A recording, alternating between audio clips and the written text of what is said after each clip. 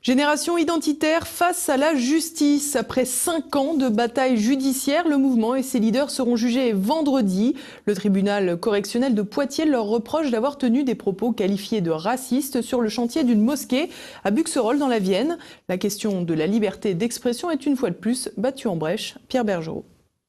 L'information avait fait la une des médias. Au matin du 20 octobre 2015, 70 membres de Génération Identitaire montent sur le toit de la mosquée en construction de Buxerolles dans la Vienne. Le but de l'opération, demander un référendum sur l'édification de mosquées en France, leur nombre étant passé de 150 en 1976 à 2200 en 2015. Les identitaires dénoncent également les fonds versés pour les travaux du lieu de culte par l'UOIF, l'Union des organisations islamiques de France, succursale des Frères musulmans.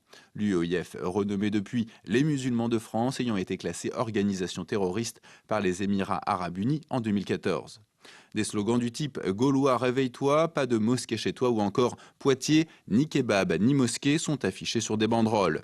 Les propos tenus font également référence à la bataille de Poitiers en 732 menée par Charles Martel pour repousser l'invasion musulmane.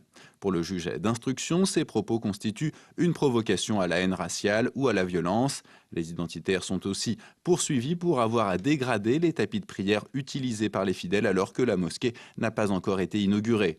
Le magistrat les a également placés sous contrôle judiciaire, les empêchant de quitter le département ou de défendre leurs idées. Lors de l'audience de vendredi, la question sera de savoir si les membres du mouvement ont dépassé les limites de la liberté d'expression.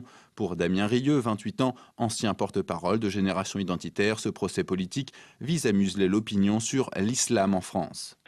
Écoutez, ce procès va être l'occasion pour la justice de répondre à la question a-t-on le droit d'alerter les Français sur l'islamisme parce que s'ils nous condamnent, ils vont donner, il faut savoir que les plaignants, c'est l'UEIF, donc l'antenne française des frères musulmans.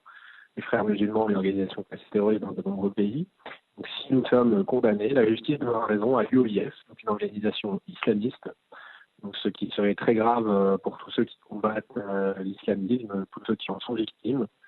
Et dans le contexte actuel, ce serait un signal terrifiant envoyé aux Français. Donc la justice doit répondre à cette question. A-t-on le droit de faire une action citoyenne, pacifique, sur un chantier qui a fait aucune dégradation, aucune violence, pour demander un référendum sur des questions très importantes qui sont l'immigration et l'islamisation. Pour maître Frédéric Pichon, l'un des avocats de la défense, ce procès est une atteinte à la liberté d'expression. L'avocat dénonce également le deux poids deux mesures des juges. Pour lui, si l'évocation de Charles Martel est raciste, les références à Jeanne d'Arc qui a bouté les Anglais hors de France doivent également être jugées de la même manière. Les propos antichrétiens proférés par les Femen lors de contre-manifestations n'ont par ailleurs jamais été poursuivis par le ministère public.